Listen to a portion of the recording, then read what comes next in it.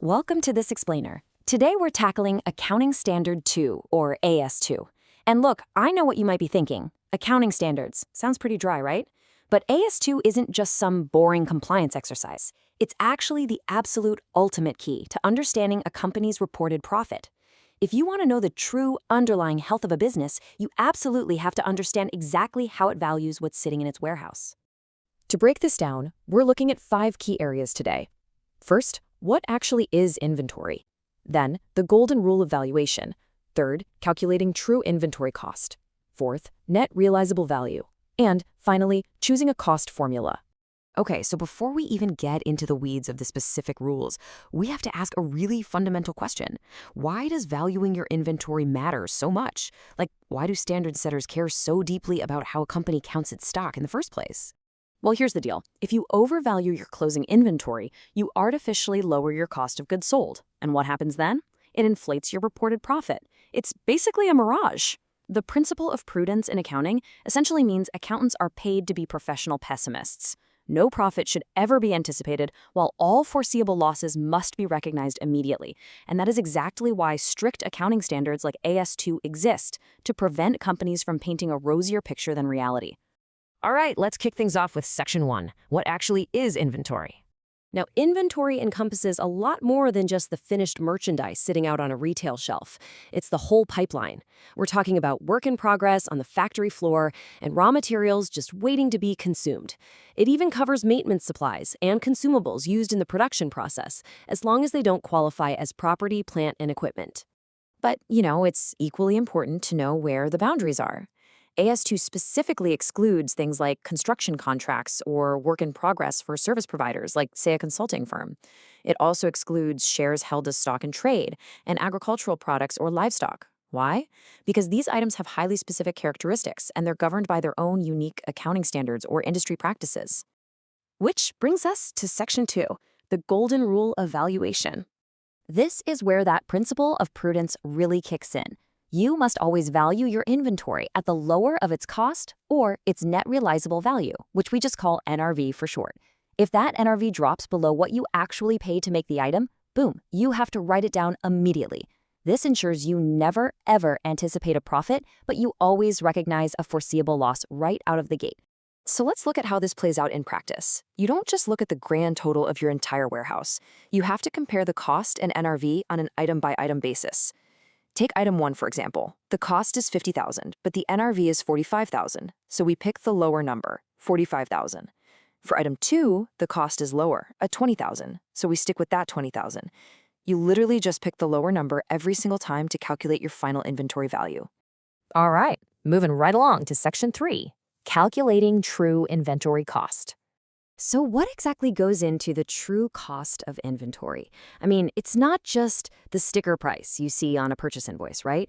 To get this right, we have to figure out absolutely every single expense that legally counts towards bringing that asset to its present location and condition.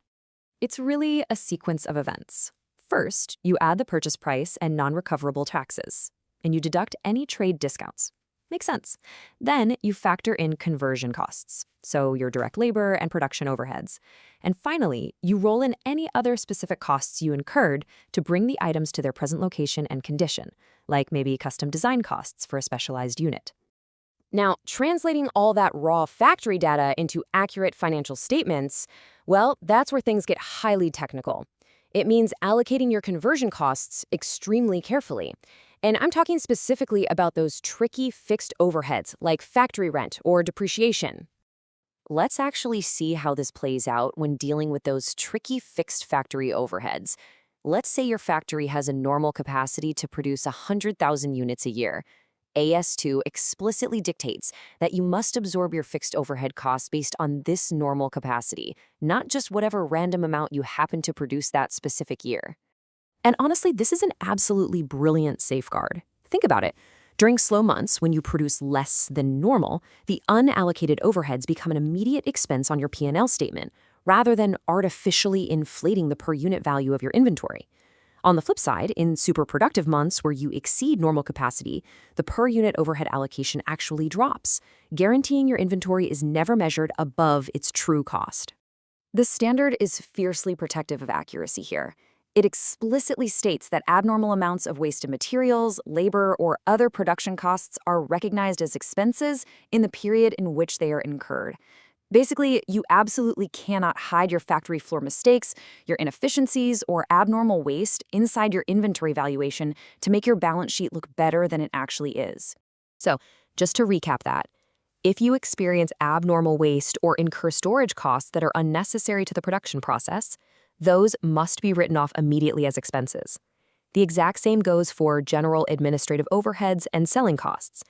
They don't help bring the inventory to its present location and condition, so they are strictly excluded from the inventory cost. Okay, jumping into Section 4, Net Realizable Value, or NRV. Now, net realizable value isn't simply the target retail price you're hoping to get. It is the highly realistic amount you actually expect to pocket at the end of the day. That means you have to take your estimated selling price and subtract any remaining production costs required to finish the item, as well as any selling expenses, things like broker commissions or delivery fees. But here is a really fascinating exception in the rules regarding raw materials. Let's say the market price of your raw material drops below what you paid for it. Believe it or not, you actually do not write down your raw material inventory, provided the final finished product they're going into will still be sold profitably at or above cost. As long as that end product is in the green, the raw material hasn't truly lost its economic value to your specific business. Finally, we arrive at Section 5, Choosing a Cost Formula.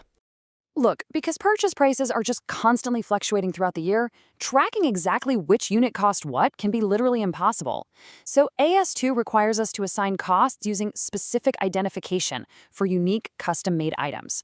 But for massive batches of interchangeable goods, you've got to use formulas like FIFO, first in, first out, kind of like a grocery store rotating milk cartons, or the weighted average cost formula.